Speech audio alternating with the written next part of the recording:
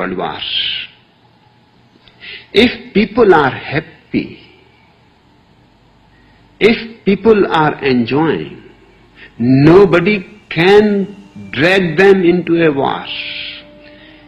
War is not a simple phenomenon, it is very complex. People have to be miserable.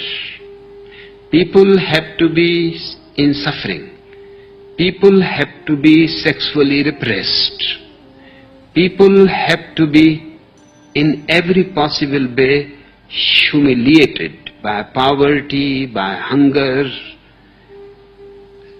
Only then you can manage and convince them to destroy each other, because they have nothing to live for.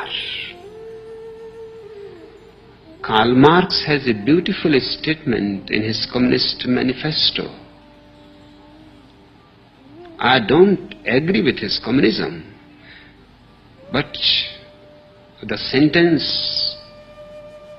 with which Communist Manifesto ends is tremendously significant. He says, "Proletariat of the world, unite. Because you have nothing to lose and everything to gain. Fight. When you don't have anything to lose, fighting becomes easier. In fact, there is a possibility you may win, you may have the whole world. But if people are having a beautiful life, a loving life, you cannot convince them that they have to destroy other countries, other people. You cannot do that. It is impossible. Secondly, if people are not sexually repressed, which is the base of all wars, every soldier has to be sexually repressed. It is sexual repression which becomes violence.